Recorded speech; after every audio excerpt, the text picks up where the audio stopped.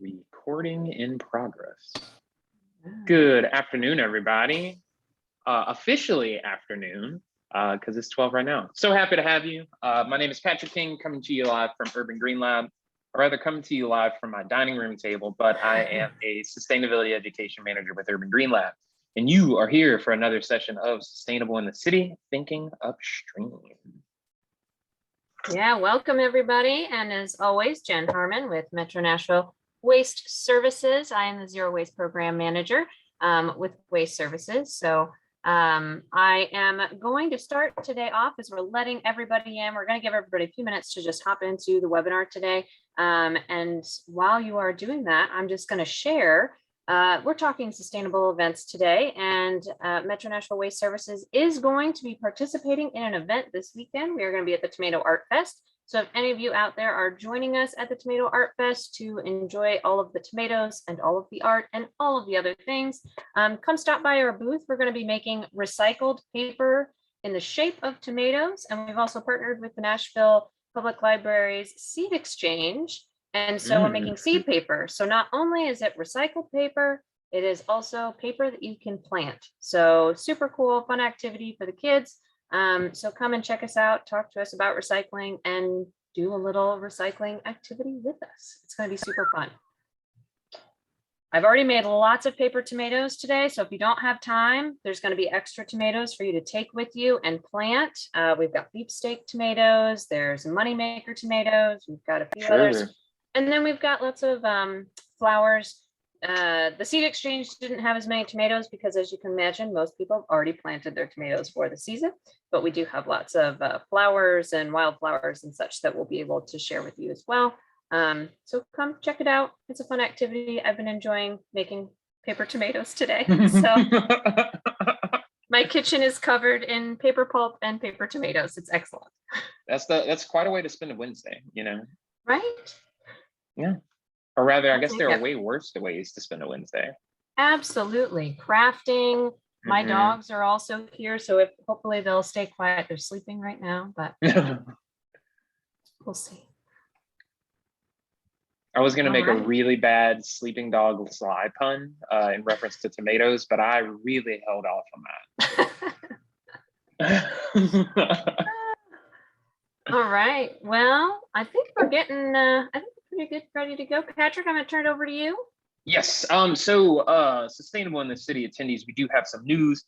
Typically, we would be bringing sessions on every second and fourth Wednesday, but due to a couple of different issues on our part, but mostly me being out of town, we're going to be skipping the next August session of Sustainable in the City. But fear not, the schedule still continues on for the rest of September and the fourth quarter. Again, we're going to be doing sessions on the second and fourth Wednesday of every single month, with the exception of the fourth Wednesday in August. And Jen, I'm going to pass it back to you, but I'm trying to crunch the numbers. Our first session in September is going to be on food waste, correct? The first session, well, it's a whole food waste month. So the first session, we're kind of flip-flopping. We're going to talk about composting first. Gotcha. And then the second episode is going to be all about food rescue and food prevention. So it's a whole food waste month. It's going to be really great to learn about all the issues surrounding food waste and how you can reduce your food waste, as well as help feed hungry people in need here in Nashville, and also help your plants and your yard thrive and your soils thrive and be healthy. All the things. It's a great month. It's going to be excellent. Yeah. Yes. And again, gang, if this is your first time joining us, our first session rather, if you have any questions throughout the entire presentation or interview, feel free to just drop those in the chat. We will get to those questions in our Q&A portion once the presentation portion wraps up. So again, if you have any questions throughout the presentation, please just use the chat function and drop them in there. And I'm officially, for real this time, passing it off to Jenn. Awesome. All right.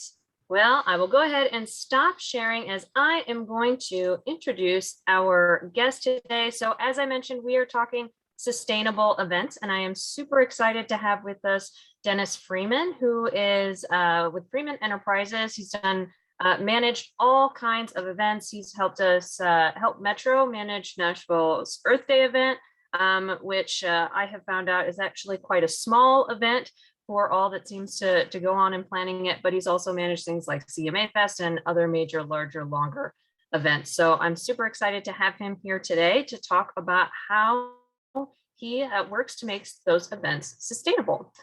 So first off, Dennis, welcome, and tell us a little bit about yourself, your work, and how you got into managing festivals, concerts, and events.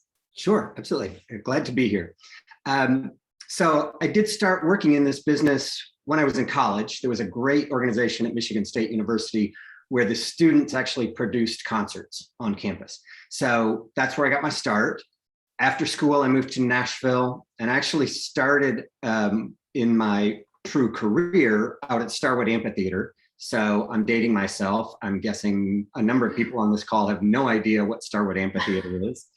It was actually a 17,000 seat amphitheater, outdoor amphitheater in Antioch, which no longer exists. So from there, I started working for a concert promoter who just ironically was getting into the event business. And as our company moved into the event business, I realized really quickly that I had a knack for that work. And on top of that, really enjoyed it. So I've been in that business my entire career. I worked for that company. I worked for that company for about 5 years and then became an independent contractor. And I've had my own business since then. So about 30 years in the business so far. And still really enjoy it, still really get a lot out of it. It's very challenging at times, but that's part of the fun and part of the excitement of being involved is solving problems. Awesome. That is, you are definitely an expert with over 30 years of experience. That's incredible. You're going to be able to answer all of our questions, I am sure. So how do you incorporate sustainable practices into planning your events? So what sustainability goals or targets are typically being considered for these events? And have you always tried to view event planning through a sustainable lens? And then one more question to wrap that one up. Are sustainability efforts typically led by you, the client, or both? And I can repeat anything you need. Okay. So because I'm an independent contractor, I'm normally hired by an event owner or an event management company. And ultimately the decision as to whether they're going to have a sustainability program or not is coming from them.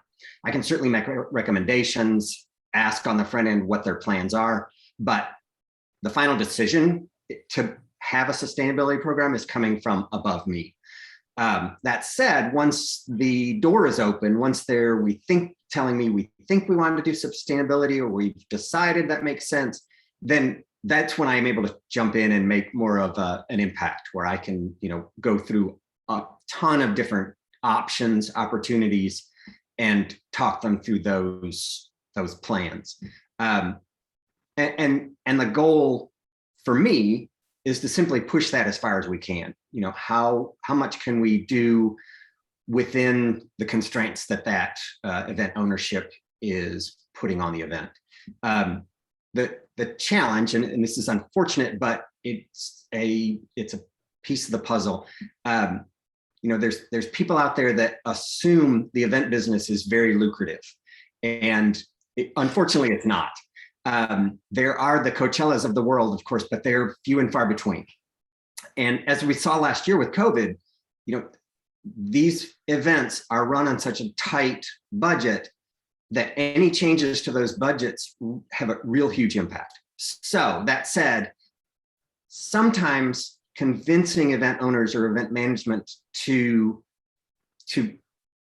add or increase a sustainability program is a challenge. It's just a financial thing. And it's the trick in my thinking is to get those folks to think a little bigger picture and think outside the box. And not only what is this positive impact on your event, positive impact on the world in general, but also to start thinking about other ways that they could potentially benefit from having this program that aren't necessarily dollars and cents. A lot of times there's some great PR. A lot of times there's even some additional reporting that they may not have been able to get from other avenues if they are promoting that sustainability program. So that's the goal, is to just make those programs as robust as possible within the given budget. That's a really great point. I know that when we look at any of our waste goals and our zero waste master plan, so many of these, when it comes to waste management or any of these other sustainability efforts, a lot of times that financial piece is always that main piece that's being looked at. And we really are trying to look, at least us at Metro Waste Services, and I know Urban Green Lab as well, and all that they do is really looking at that idea of people, profit, and planet, that social, not just the economic aspect, but the environmental and the social aspect as well. So it's nice to hear that that's being injected a little bit through you to help them understand that there's more benefit than just those financial benefits. So what have you done to require vendors? I'm very curious about this question. What have you done to require vendors to meet these sustainability goals? And what aspects of sustainability do you focus on with those vendors? I'm going to make an assumption here that you're talking primarily about food vendors. And in that case, what we've done is we've become very proactive on the front end. So all of our food vendors are required to sign a written contract with all of the rules and regulations regarding the event.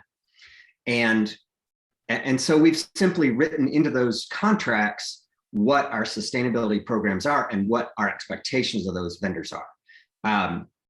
It's pretty much standard procedure at this point that we require food vendors to have all compostable materials, whether it's plates, cups, cutlery.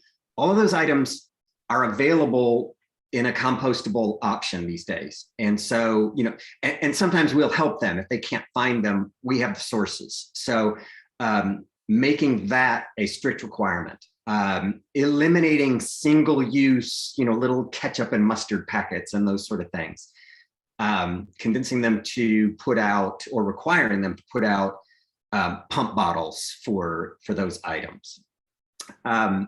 Those sort of ideas.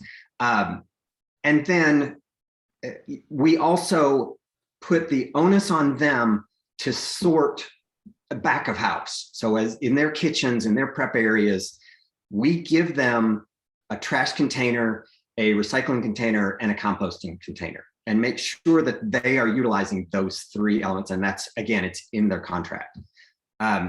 We've gone a little different route with some slaps on the hand, maybe. If they're caught using styrofoam, sometimes there's a penalty for that. Sometimes it's financial. Sometimes it's simply, you're probably not going to get asked to come back to this event. And these guys, that's how they make their living. So that's a pretty strong incentive if we're not going to invite them back next year and they know they're making good money at our events. So it's pushing all of those things in a very clear way so that they understand those are the requirements coming into our event. Some events I've also been involved with have taken a next step with connecting food vendors and those in need, whether it's a homeless shelter or those sort of the mission, whatever, places that are willing to take leftovers or food that hasn't been utilized, whether, it's a half loaf of bread or whatever. Sometimes they're uncomfortable with taking prepped food, cooked food, but they may be able to take extra tomatoes, whatever. So we try and make those connections as well to reduce food waste in that way. That's great. I really wish that we could have penalties for anybody using styrofoam. I hate styrofoam so much, but I love that there's a penalty for that. So I'm going to ask a kind of go off script here. I'm curious if do you ever have any pushback from some of those vendors? Do you end up with people just saying, you know what, this just isn't worth it for me? Or do you see that they tend to be like, no, I understand this and we're going to work with you and do that? The pushback used to be a little stronger than it is these days. When these compostable items, the plates and cutlery and all that, when those items first arrived on the market, they were very pricey. So that was, again, we're cutting into their bottom line by making these requirements. So there was pushback certainly at that time. But while those items are a little more expensive than a non-compostable product, they're reasonable. It's not a ridiculous additional cost to them. So the pushback has become less and less. The other thing that's happening, especially with these vendors that do this for a living, that are at event after event all summer long, they're seeing it everywhere. There's more and more events getting on this bandwagon. So it's expected. They understand that that's the way they have to operate in this day and age. That's great. And I know I've seen, different events and food trucks that I've just visited. A lot of them already just use compostable cutlery and all that stuff already. Right. So I'm always like, well, wait, where's the compost bin? So Right. that's it's great that that's becoming more of the, a little bit more the norm for them. All right, I'm gonna press on with more waste questions, my favorite topic. So now for those of you that registered, we talked about the average participant generates about 2.5 pounds of waste per day at a public event. So it's really, waste just is one of those most noticeable aspects of sustainability, at least for the public. So could you talk more specifically about, you talked already a little bit about the vendors, but can you talk kind of beyond that about what areas or sources contribute to the most waste at events, and how you manage waste from all stages, from early planning, but then also to that collection piece as well, to reduce waste? And what are some of the biggest challenges with managing waste? And then I'll put the next question after that. So the two biggest issues, one we've already talked about, is the food piece for sure. The next biggest challenge is printed materials, handouts, giveaways. You've got, every event has a sponsor, or 10 or 12. Everybody has, booths where they're trying to promote their product or their services. So the push has been to get all of those people to rethink what they're doing. If you're giving away something with your logo on it to try and get people to remember you after the event, that's all well and good. But think about making that something that people are really going to use, as opposed to look at for a few minutes and throw in the trash before they even leave the event. And then the next step, if this is potentially something that's not going to be utilized when people get home, at least make it recyclable. At least make it something that can be not end up in the landfill. There's been a huge push away from printed materials. I can remember years and years ago, we had a huge booklet. We did an event called Summer Lights, which, again, I'm dating myself. It was many years ago. It was probably one of Nashville's first really big downtown events. And so, we printed thousands and thousands of programs every year.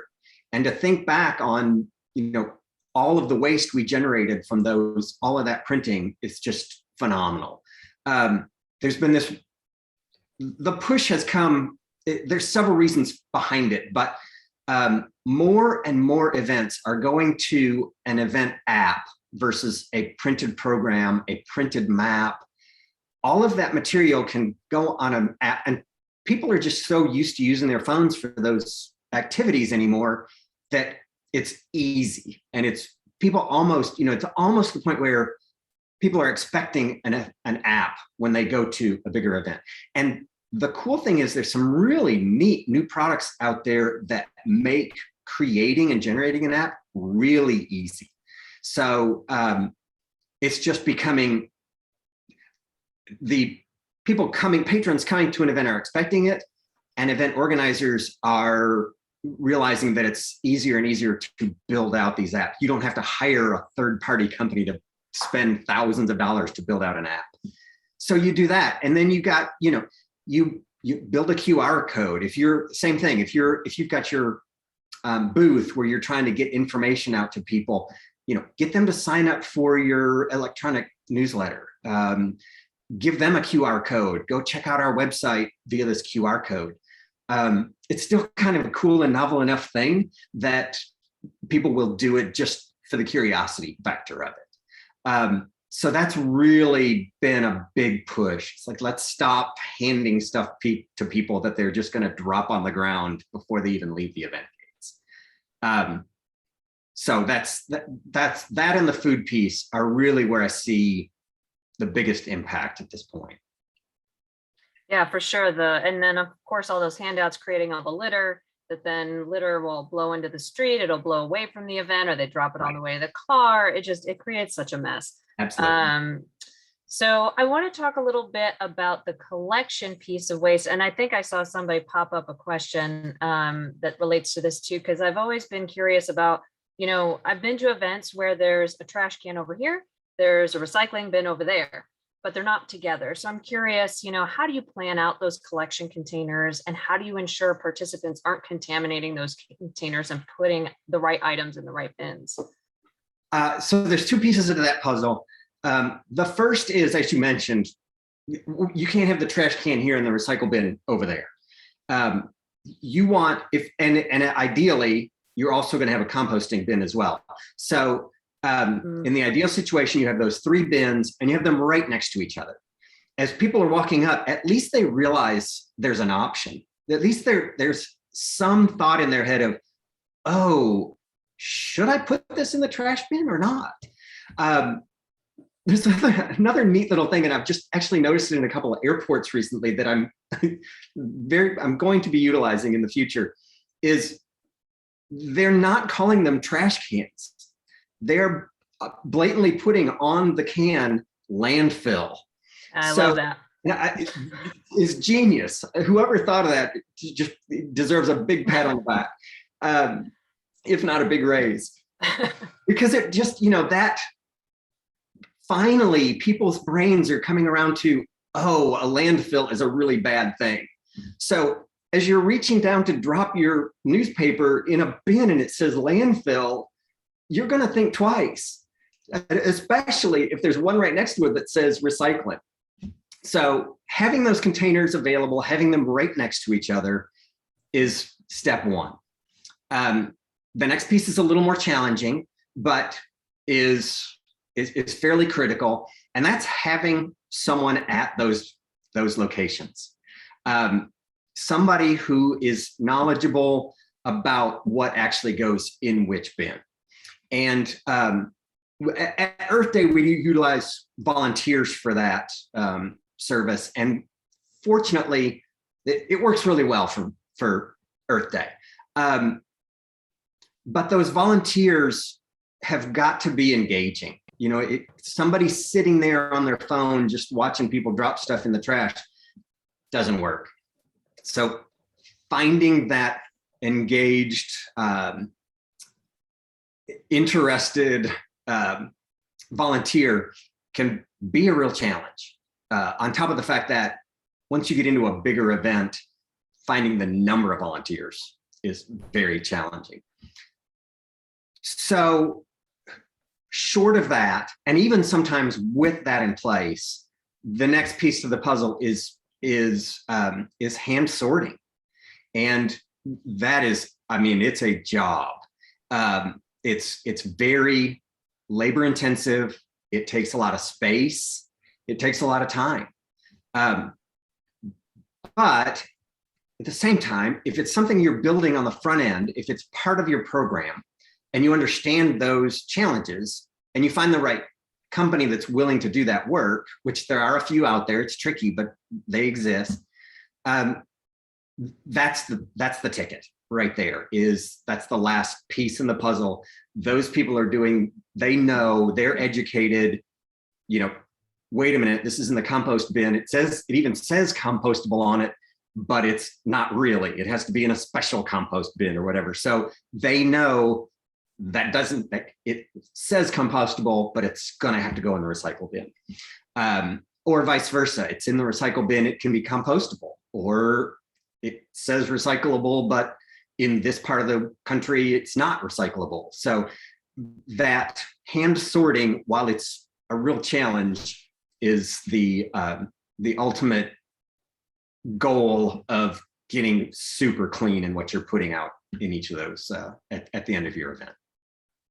Yeah, I've heard of I think of some colleges that have their stadiums. I've heard of some plans where they actually have staff and have students and people that do all that sorting afterwards to try and, rather than relying on the participant to know and understand all of these often very complicated, as we've talked about, and confusing rules about what goes where. So I think I've got one more waste question, then we'll jump into some other sustainability issues. So the single-use water bottles, always one of my points of frustration in many arenas, but for big events, especially from the waste perspective, just the amount of waste that generates, but then also the water conservation and quality perspective as well. I'm a big, drinker of tap water. So are there ways that you avoid water bottles at big events and provide more sustainable solutions?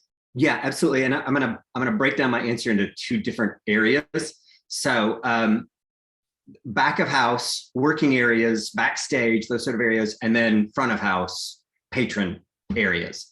The back of house area is actually the easiest to control and maintain. What we've done at a lot of events is just simply eliminated single-use water bottles backstage. Single-use water containers. We put up water coolers or other sources of fresh potable water, and then we inform the staff, bring your water bottle. And so there's just not a choice back there. You need to bring your own water bottle, and people get it. And again, it's, we're a fairly forward-thinking industry. So there's a lot of people that are just like complimentary even of us making that step. And when you think about, some of these events, we're on site for, a week, sometimes longer, working 12-hour days outside. So you start thinking, and hundreds of guys building these stages or working security or whatnot. You start thinking about the numbers there, and to your point about waste, these guys grab a water bottle and they take a big chug real quick, and then they're setting it down and it's half empty. So there's a double benefit there in that, we're not wasting as much water, and we're eliminating those single-use water bottles. So that area is easy to do. And interestingly, even some artists are requiring those sort of steps in their writers. We want no green M&Ms, but we also don't want any water bottles.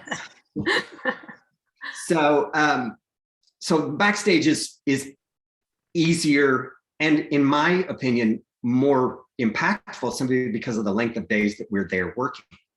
So front of house is a little trickier for two reasons. One is just simply educating the public, and two is unfortunately back to dollars and cents again.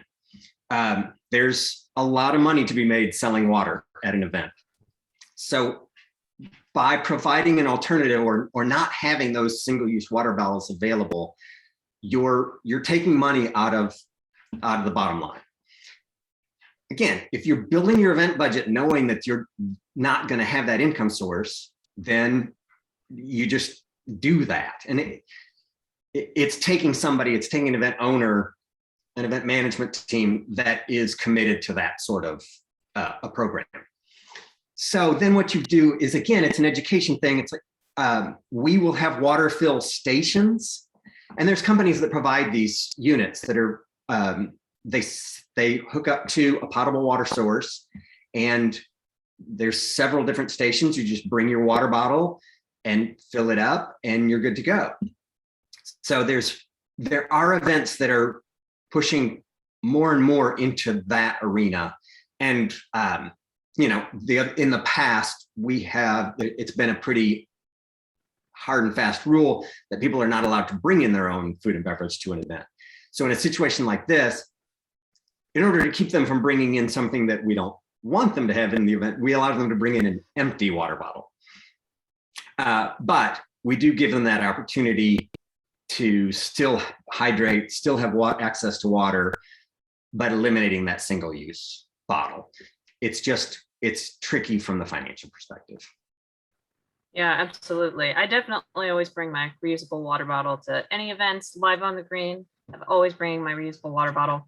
Although at the same time, I also, whenever I think of Fiji water, I don't know, I believe it's the Oscars. They are hand in hand for me because I always see those Fiji water bottles as advertising. It drives me insane. Why are there so many water bottles? That's right. But so kind of a negative opinion about Fiji because of it. But anywho, not to rip on Fiji water. What considerations, okay, we're going to jump away from waste.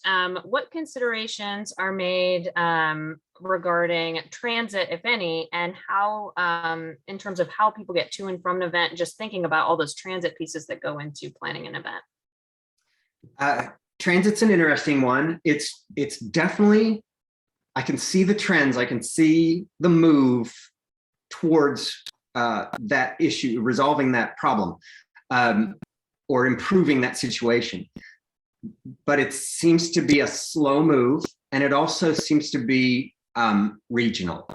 And I'll give you a couple of examples. So one thing that's somewhat universal is rideshare is becoming more and more popular, just for a million different reasons. But you are putting a few less cars on the road, at least, by utilizing rideshare versus every individual driving their car to the site. So that's a real positive. I have seen events where they have they've done discounts or promotions based around mass transit. Take the subway to our event and you get, $2 off your admission, or use this code for a free ride on the bus to our event. Unfortunately, Nashville seems a little bit behind the curve when it comes to mass transit. So it's just not an easy answer. It's not, there's far too much, obviously we don't have a train system outside of the train that drops downtown. And even that, their schedule is very set. It's not like there's a train running every 20 minutes like you have in a city like Chicago or San Diego. So it's very tricky to do the mass transit thing and promote that heavily in Nashville. We do, for Earth Day, we do offer free rides to Centennial Park on MTA, or we go for Earth Day. So it's out there. It's tricky in this part of the country. And I think I hit my points there. I think I answered your question. Yeah.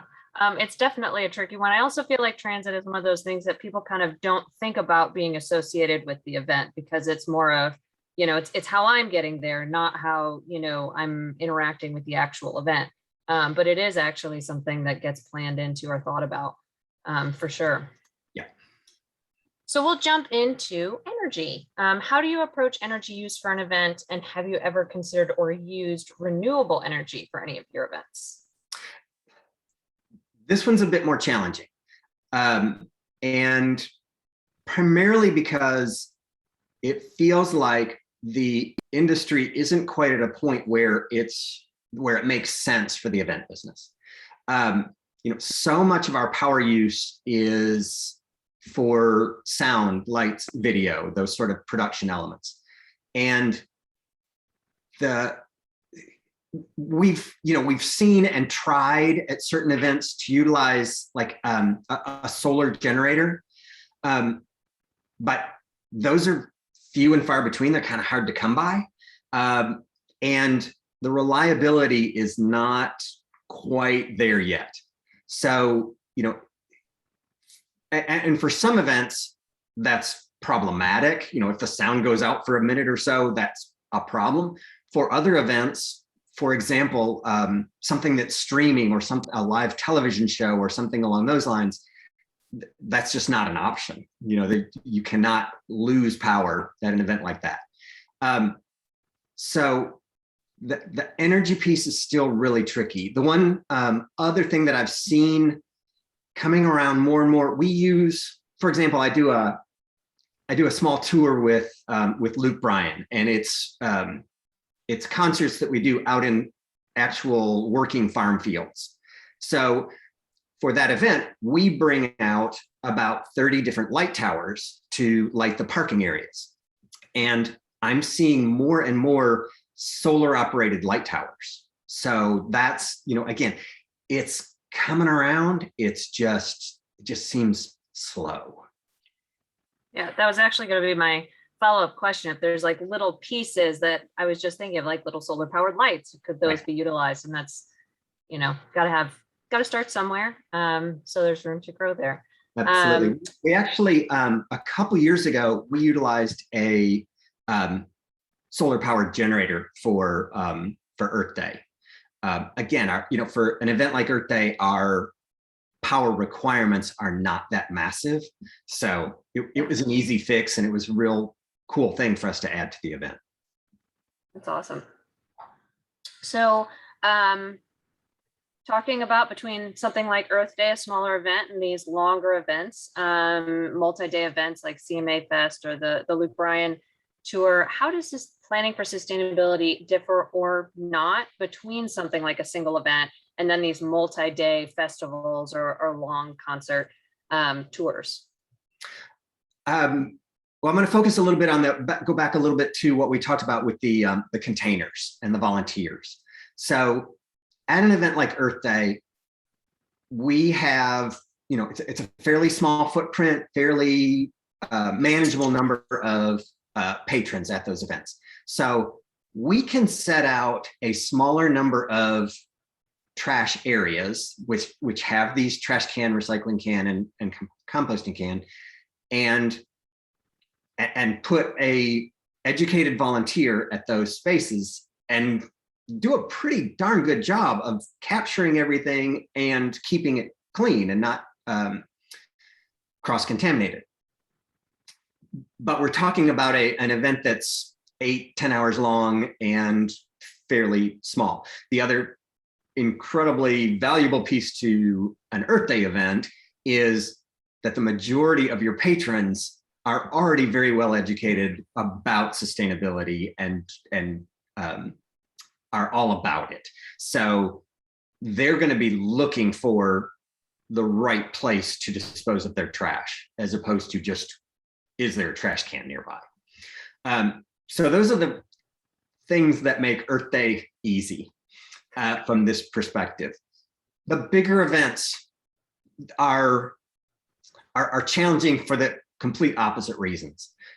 At Earth Day, if I've got 15, 20 areas where I have these cans contained, I'm catching 90% of the trash, if not more.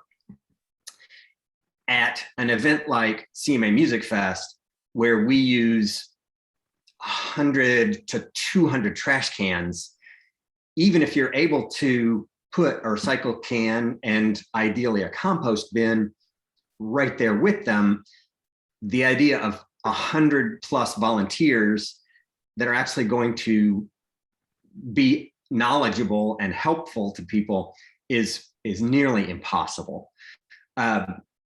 And it's just, and then again, you don't have a patron group that is as well educated or as potentially as caring about the situation as our Earth Day patrons. So at that point, then it just becomes all about that hand sorting and that back of house group that's going through everything to make sure we're eliminating that cross contamination. Sure. So are there any big trends you're seeing in the industry overall? Are there folks advocating, and you've talked a little, I think you've hit a little bit on this, but are there folks advocating for a bigger change, whether it be participants, artists, I think you mentioned that a little bit, or other stakeholders? Yeah, I do think it's interesting how much is coming from the artist side. And like I said, I mean, they're putting it in their written riders. And if anybody who doesn't know what a rider is, it comes along with an artist contract. And it's basically how their expectations of what they need from you, whether it be a runner with a van or 5 dressing rooms or, special sauce for their pizza, whatever. They are adding in sustainability requirements in those contracts. So that's a great way that it's being pushed from the artist side. overall, the trend in the industry that I'm seeing, that there's not really a specific, people are pushing this. It seems to be more of just general knowledge and general desire to move in this direction. And that's coming from everybody, from stakeholders to event management to even sound and lights vendors and staff that want to see these efforts put in place and for events to be making these pushes in that direction. That's really great. So thinking more about the participant side. So we've talked about things that you have done to get people to kind of do what you need them to do to interact correctly with those sustainability aspects of the event. But do you ever incorporate any additional public education about sustainability and about participating in a green event? And what does that education look like? There's a couple things there. One is event websites. You can push that program and push that information via the website. We are a green event. We are making every effort to compost more or increase our recycling plan. Please help us. Please, be part of this solution. So that's one piece. The other is the volunteers that I mentioned earlier that are at these trash container areas. I'm a pretty strong believer that tends to be, not only is it, this person's telling me this can go in the compost bin or this cannot. So that's helpful in that one instance, but I firmly believe that people take that information home, that they're, now they're back in their own kitchens and they're thinking, this says compostable on it. I bet I can put that in the compost bin along with my food trash. So having the right volunteers, having some passionate, engaged volunteers that are doing this in the right way. You don't want people going, hey, you're not supposed to put that there. It's like, this is where this goes, or this is, I'm going to help you as opposed to I'm going to, scold you. And I believe that piece, along with the, information on the website, and it needs to be those website pieces need to be, for lack of a better word, engaging. You don't want to just put the information out there. Hey, we recycle. Hey, we're composting this year. You want to engage that patron. Hey, please help us. Our goal is this. With your help, we can reach that goal. It needs to be, they need to have ownership in it, and ownership in look what we're doing, not just as an event, look at what we're doing as a society to make these improvements. Absolutely. Giving people that sense of I play a role in this and I can help make a difference. And this is what they're doing. I like this event because I like all these other people. If they're doing it, then let me be a part of that and help. That's just great. Yep. All right. We've got a couple more questions and then we will get into our audience Q&A as always. So be sure to be popping your questions into the chat. So what direction do you think events festival planning is going to head in the next 10 to 15 years? And why? Do you see any kind of upcoming things, and what direction do you think it's going? Sure. I think the key word here is just more. I think that everybody's getting this knowledge and this understanding that we've got to change the way things are happening. And we as event people we do have a huge carbon footprint, and we've got to start dealing with that. So the trend, the push I'm seeing is, how much more can we do? What can we do? We added recycling last year. Now what can we do this year? And so it's just pushing that envelope further and further and further to reduce our impact on these challenges. And if you had a magic wand, what's one thing with these challenges, with this big carbon footprint, what's one thing you wish all event planners or events would do differently that they're not currently doing? If I had a magic wand, I would connect sponsors and event organizers on a green sustainability relationship. I would either find sponsors that have that push already as part of their organization, or are interested in potentially making an impact in that way, and utilizing those sponsor dollars to help fund these programs. Kroger's a great example. They have been a sponsor of a lot of events around town for many years, and they've been a great partner. But they started a huge program 2 years ago, and it was just a perfect fit for sustainability and green initiatives. So we took advantage of that, and we connected with them, and they connected with other events to really make an additional impact in that way. So that's what my magic wand would do, would connect those two entities, because that's, as I mentioned early on, the financial piece is just such a roadblock. And if we can eliminate that roadblock, if somebody said, you have unlimited dollars to do a sustainability program, oh man, I mean, the list of things I'd want to do is a mile long, but we have to be realistic on an everyday basis. So we can look at our mile long list and go, yeah, that's going to be very impactful. We need to do that one, and we need to do this one. But the other, 300 things on your list are going to have to wait. So the wand would be finding the money for all of those programs.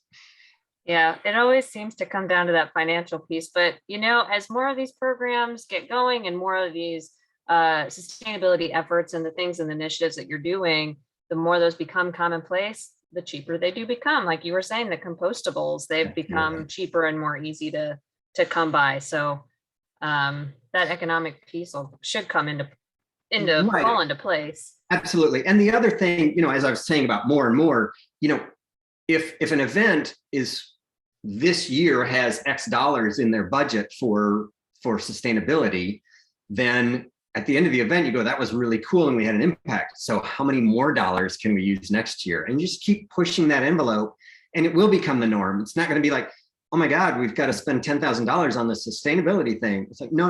We were at $9,500 last year. We're adding $500. It's not this huge impact all at once.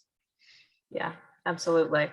So one thing we like to do is always have some takeaways, some advice for our audience, and how they can interact with this issue themselves. So what advice do you have for folks that are maybe planning an event, even if it's, I know there's a lot of those like block parties even, or, just any kind of an event that our folks are planning or interested in doing so sustainably,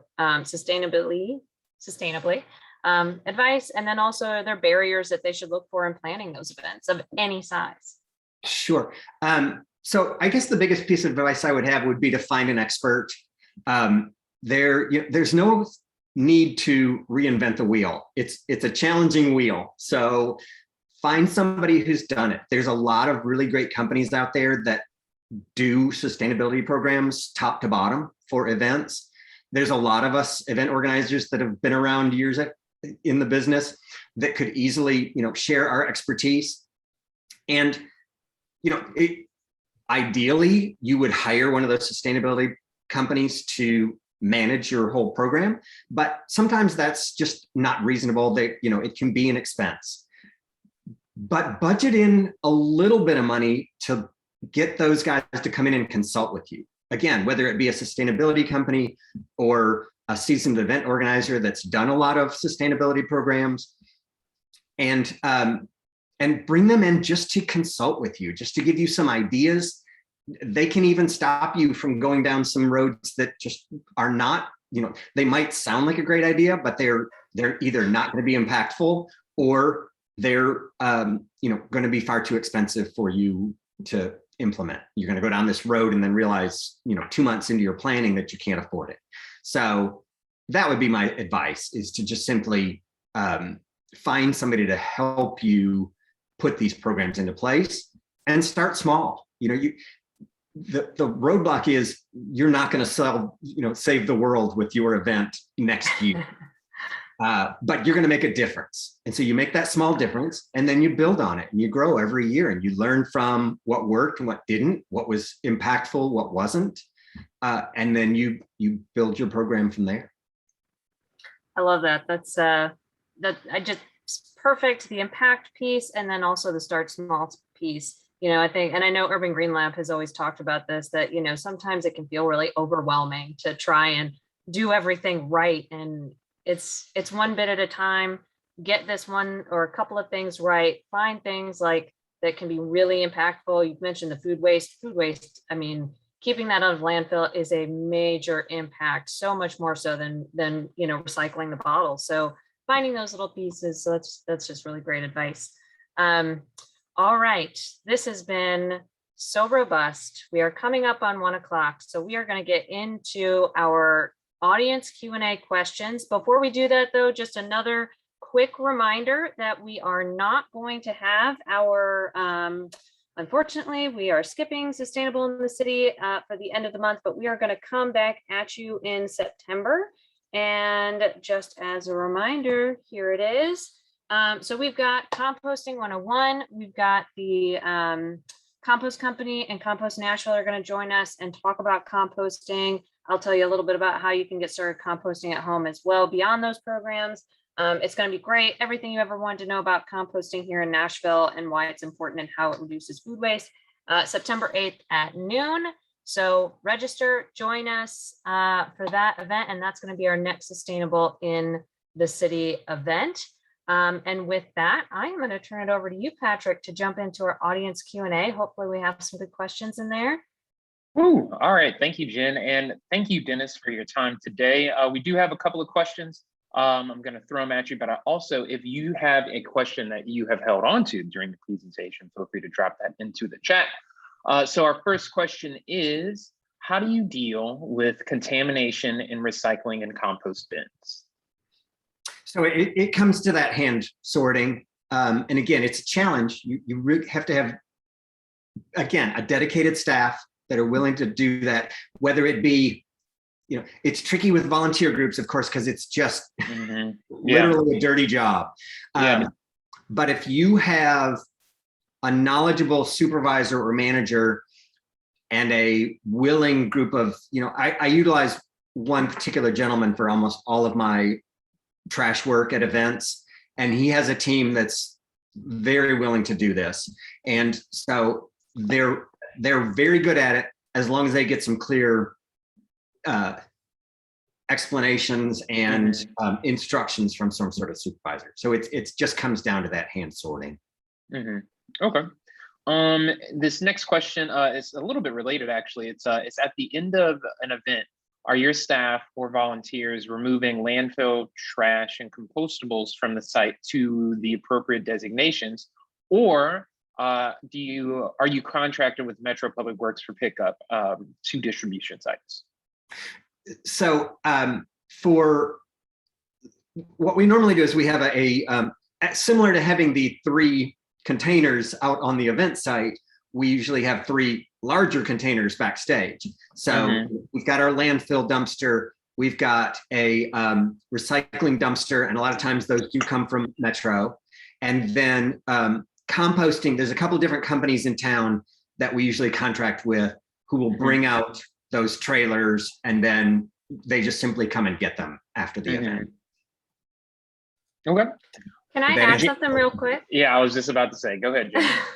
I was just going to throw out there that, so Metro, we do offer free rentable recycling bins and compost bins. So they're just little kind of like X frames. They've got the lids, and then we provide bags for the recycling so that there's a container for it, because they're just kind of a portable little event container. And then you would provide, if you wanted the compost bins, you provide your own bags for the compost bins.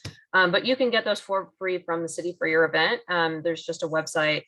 It's on our website. You can request those. We've also got a recycling trailer as well that so that if you need a pickup of all that material, I'm not 100% sure if we have started bringing that back out yet, but that is a potential option as well. So those are some services for some small events that are provided by the city. I know we helped with Movies in the Park this year to provide those containers to them. It is the responsibility of the event organizer to manage that disposal. But if you do use our bins, you can take the recycling to one of our convenience centers or one of our recycling drop-off sites.